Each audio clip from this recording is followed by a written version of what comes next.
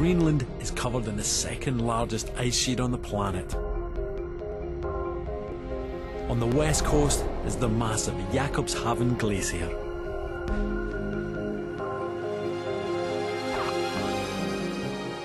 It has become the front line in our attempts to understand what's happening to the world's ice as global temperatures rise. I'm just the latest in a long tradition of scientists who have come here to poke, probe and measure the glacier in the name of science. The first was a Dane, Henrik Rink. Now, he was the first to realise that the glacier came from snow that accumulated high up on the top of Greenland's vast ice cap. Now, ever since our Mr. Rink, scientists have come here to monitor the state of the glacier. And as a result, we've got a pretty good record of what's been happening here for the last 150 years. Until as recently as 1997, the glacier was relatively stable. But in the last 10 years, it's changed dramatically. Seen from space, the glacier is on the right, and the fjord which it flows into is on the left. And you can see that it's retreated massively by 10 kilometres. But the reason it's retreated is not simply because it's melting in the increased temperatures. It's because the glacier has speeded up. It's now moving at 40 metres a day, and this has made it much thinner. The result? The front of the glacier keeps breaking off into the fjord, leaving it jam-packed with icebergs that are floating towards the sea.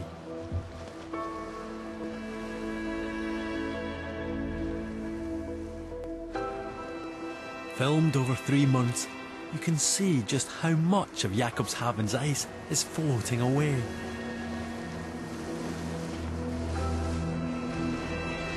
These are worrying signs, and they're completely changing our understanding of Greenland's ice. It may not be only Jakobshavn Glacier that's disappearing so fast. There's other glaciers along this coast that are also accelerating. The problem is, if glaciers continue to retreat at this rate, it could lead to the eventual disappearance of all Greenland's ice. That's 10% of the world's total. That would raise sea levels by at least 7 metres, which would flood many of the most highly populated regions of the world. Florida would be one of the worst places to suffer. The northern coast of Europe would be barely recognisable, and much of London would disappear beneath the waves. So, not surprisingly, scientists are eager to find out what's going to happen to Greenland's ice as global temperatures continue to rise. I've joined up with Connie Steffen. We're on a part of the ice sheet that's connected to the Jakobshavn Glacier. Connie's trying to understand what's causing the ice to speed up and break off into the sea, and whether it's related to climate change. The ice moved faster, first by 10%, then by 2002, 30–40%, and it produced more water like this river. And this water is probably the explanation why the ice here, it starts to move faster. Each summer, as a result of rising temperatures, more and more meltwater is forming lakes and rivers on the surface of the ice. And this is where all the water flows, into deep shafts called moulins. No one knows for sure where the water ends up when it disappears into the moulins. But Connie believes it flows straight to the base of the glacier. If he's right, this could explain why the glacier is moving so fast. Water is heavier than ice, so it will push itself under the ice and lift up the entire ice sheet. So this water here dives down to the bottom of the ice sheet, lifts it up, lubricates it, and allows it to move really fast. If we have a water column that goes all the way down. But wherever this water ends up, it's clear that more surface ice is melting.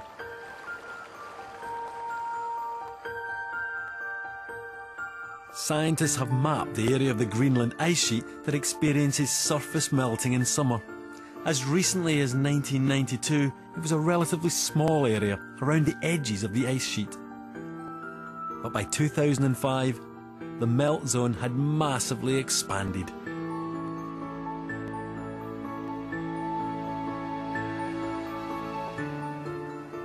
This would be bad enough on its own. But if the meltwater is also causing the glaciers to accelerate into the sea, it could have very serious consequences.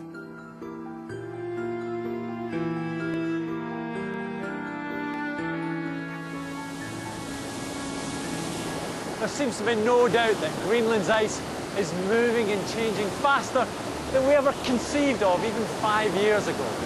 What's more, because this process continues every summer, the whole ice cap loses elevation, which means that it'll be sitting in warmer temperatures.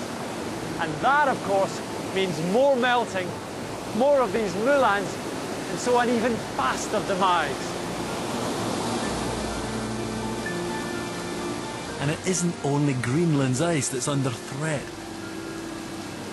Around the world, it's the same story.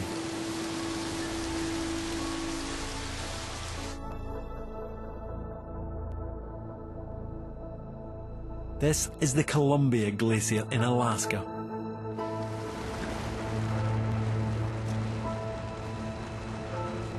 Like Jakobshavn, this is a fast-moving glacier that ends up in the sea.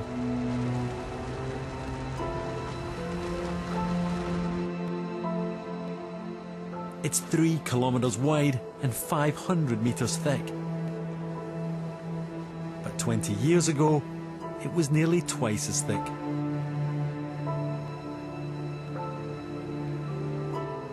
You can see the line around the valley where the ice used to reach. It's like a high tide mark. This change has had a devastating effect.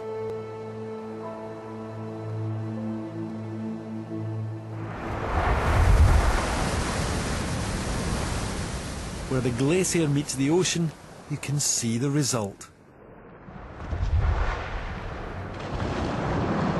Chunks of ice are falling into the sea 30 times faster than before.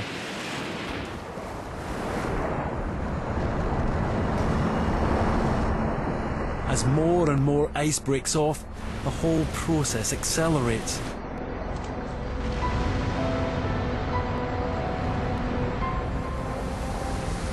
Now, ice is disintegrating too fast for the glacier to replace it. Since 1980, the Columbia has retreated 15 kilometers.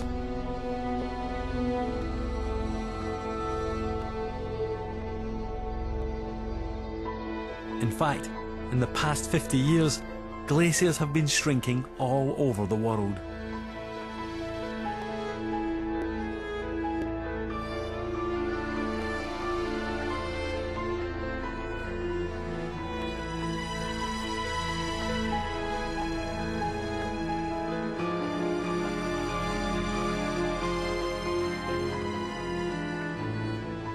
The floating ice shelves that surround Antarctica are also disintegrating. This one collapsed in just 5 weeks, destroying an area of ice the size of Cornwall. There is now no doubt that the world's ice is in retreat. It's still not possible to say for certain how much ice on the planet will vanish or how fast. But in the long term, if global warming continues, then it will have a huge effect on the planet's ice and on us. The world's ice is melting at a phenomenal rate, and it's a rate that's likely to accelerate over the next few years. For the planet, being without ice is nothing new, but for us humans, it'll be the start of a new era. The disappearance of ice will transform the appearance of our planet. It'll be the most visible change on Earth since the dawn of civilization.